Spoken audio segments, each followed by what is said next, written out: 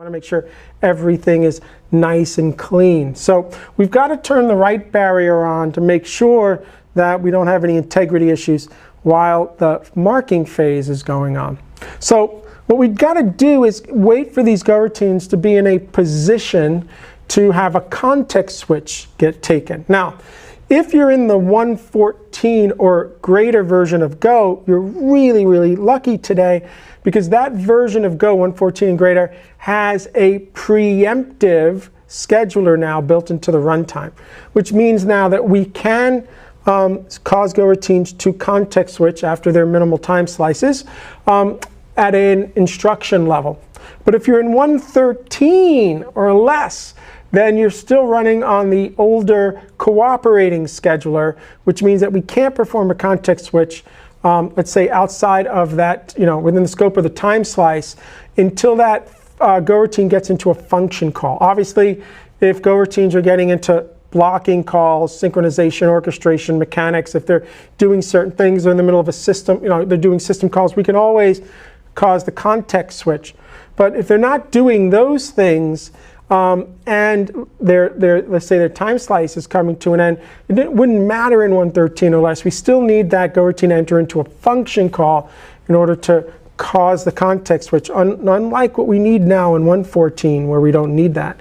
So we're really waiting for these Go routines to get into a position to cause a context switch. On 114, it's easier to get us there than, let's say, in 113.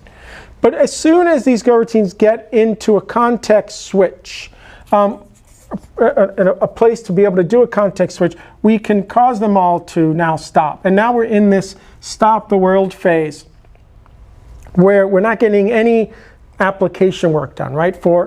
Again, this is all about not getting any application work done per GC for 100 microseconds or less. But we stop it, we get the right barrier flag on, and now what we can do is turn on these Go routines again, or at least tell them to start doing application work. But the problem is that this CPU capacity that I'm showing you is the CPU capacity for the Go program. The garbage collector doesn't have its own CPU capacity. I mean, this is it. So just like your application requires Go routines to do application work, the garbage collector, which is written in Go since 1.5, also uses Go routines to get garbage collection work done, and it needs this CPU capacity as much as you do. So the question then is, how much CPU capacity should the garbage collector be allowed to use, right, taking that away from the application in order to get this garbage collection work done? And the answer to that question is 25%. So the garbage collector is going to take 25% of the available CPU capacity to do its work. And I like using a 4-threaded Go program because it's easy to look at 25%, right? We take one entire P for garbage collection. And this is why it's also important that if you're running in a cloud environment and you're using, you're not even using a full CPU, right? You're using fractions of a CPU. It's going to really cause problems, especially around GC. So really make sure that when you're running in the cloud and you're starting to size those machines, especially around CPU capacity, that you're thinking about this 25% that has to go to garbage collection. And we really want to try to give those Go programs as much CPU capacity as it's reasonable to in order to be able to get application work done and that garbage collection work done at the same time. Again, this is about being mechanically sympathetic here. But while the GC is running, at this point, one of those latency costs that I was telling you about means that your application goes down to 75% of CPU capacity. We have to give up a P in this case for the garbage collection. If I was an 8-threaded Go program, we would give up 2 Ps. If I was a 12-threaded Go program, we'd give up 3 Ps. You get it, you get it, you get it, you get it. And so the less Ps we have, the more drastic this giving up of CPU capacity will become. If we running on a very, say, we have a larger number of threads we can run in parallel, garbage collector can also be very much smart about what it's doing, but we're going to give up this 75 or give up this 25% here. So be aware of that. At this point now, only 3 go routines can continue to do application work, and that's basically our application throughput. And this is what the GC would love to kind of stay at during the time the GC is running. And with that, we can now start the marking phase.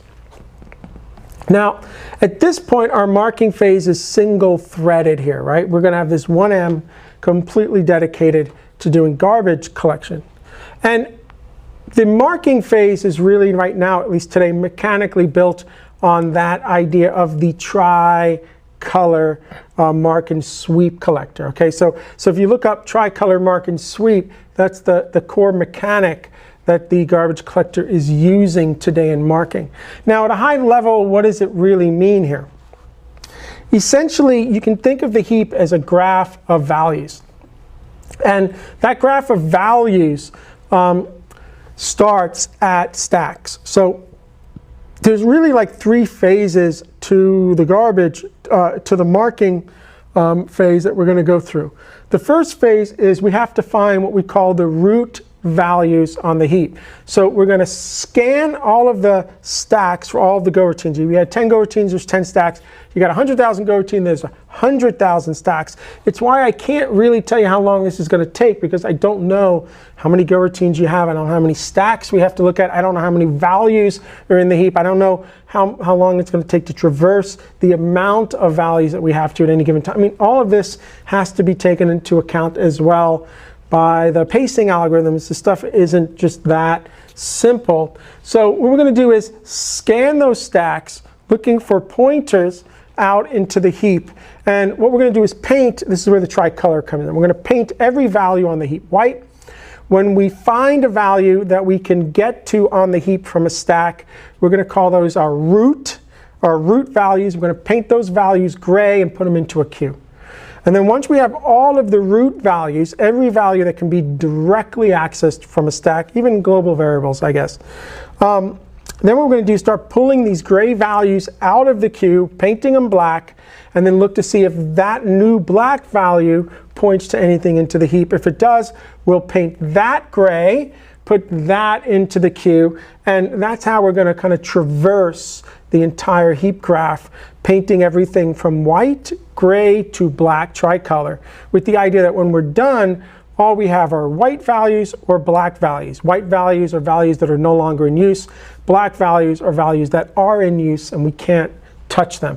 And so there's 3 phases to marking that go through that entire process. And right now we're going to be single threaded to do that. And the number of stacks and the number of values can determine how long that's going to take. So if you're looking to reduce the amount of time we spend in marking, then you have to look to reduce the number of go routines, and you have to kind of reduce the number of values that can be allocated at any given time.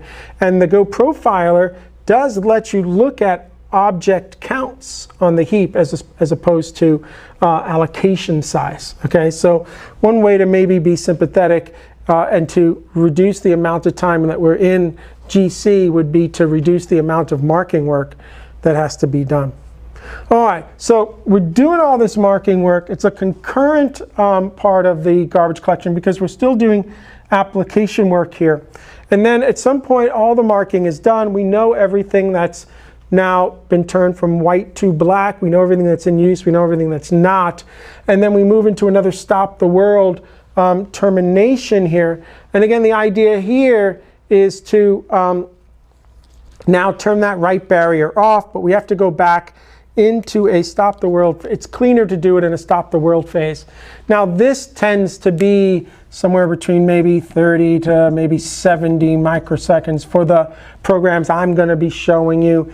This is where we get maybe about 100 or less. I have seen sometimes that this number is larger than this number, so it's very, very hard to determine what these numbers are going to be. I'm just giving you some really inaccurate generalities based on apps that I'm going to show you later. Okay, but the mark termination again now means we've got to put every one of these go routines back on hold. We've got no application work getting done, and we do a little cleanup, and then we can run that application go routine again back here on this particular P, and everything gets running again, and then we're back to 100% CPU capacity. And I need you to understand that this is never about one garbage collection. It's about garbage collection over time. If you just study one GC, you're missing the whole thing. It's really about reducing the, maintaining application throughput even when we have to share some of the CPU capacity with the garbage collector. So the garbage collector's really trying to do is not say that 25% of the time this program runs we're in GC, because you're not running 100%, you're not running the GC all the time. We run it in these small spurts of, say, hundreds of microseconds. So over time, maybe you only have 2% GC, 10% GC. You not necessarily have a full 25% GC, but it's always over time, okay? All right. There's more things here to talk about, but this is a good kind of base start for understanding where some of the latency costs are. So far we know we have a stop the world latency cost, right? We have a stop the world latency cost for every garbage collection that takes place, about 100 microseconds or less. We know that when the GC is running, right, we're also going to be dropping into 75% of our CPU utilization, and that's now the amount of work that we can get done while the GC is concurrent. At least it's not all stop the world, but there's that latency cost. So one would argue that if we can reduce the amount of GC that we need, then we reduce these latency costs and we get better performance. Now, there's more I want to share with you. So we're going to switch over to my laptop, and I want you to see a chart. Now, when we get to profiling here in Go, I'm going to show you how to use the environmental variable called Go Debug, setting it to a GC trace 1 for any Go application, and start to get these garbage collection traces out of the Go runtime written to standard error. And what I really want to focus on right now here are these values that are a part of the GC trace. And you can see here that this is the 1405th garbage collection that's taken place. We have 11% of total time spent in garbage collection here. And I want to kind of bring those numbers out in a clearer way for us to read them. So this is that 1405th garbage collection that took place in this app that I was running. And these are numbers that are important to us to understanding the health of the GC. You can see here that the garbage collection sets a goal for the beginning of each G, and I said GC, and I told you, if you're going to write a garbage collector, then you have to have a goal. Your goal could be, how quickly should we get this GC done? I mean, that could be a goal. The garbage collector here in Go doesn't set a goal in time, it sets a goal in space. And what that means is that if you come back to the board again real quick, I want you to understand that the garbage collector is all about marking. There is no sweeping phase here. In fact, the sweeping of memory out of the heap, in other words, making allocations that were there that are no longer in use available again, that sweeping actually happens outside of the garbage collection in the allocator. And later on when we do some tracing, you'll see those sweep calls happening outside of a GC block. So this is all really about marking. And what that means is that when we're running at our 75% of CPU capacity, right, when the garbage collector is leveraging, in this particular case, this P for itself, these Go routines are still running. They're still doing application work, which means that they're still affecting the heap. They're still adding allocation to the heap. And so the goal here is not how quickly can we get the GC done, but can we get the GC done with the heap only increasing by a certain number of meg. So if we come back to my machine, what you're seeing here on the 105th GC is the garbage collector is saying that I want to get this garbage collection done before the heap reaches 10 meg, or before it goes over 10 meg. Everything is in megs here in terms of our granularity. Now, the second column, what it represents is the amount of memory in use on the heap before the GC started. So we're starting this garbage collection with 7 meg of memory currently allocated and in use on the heap.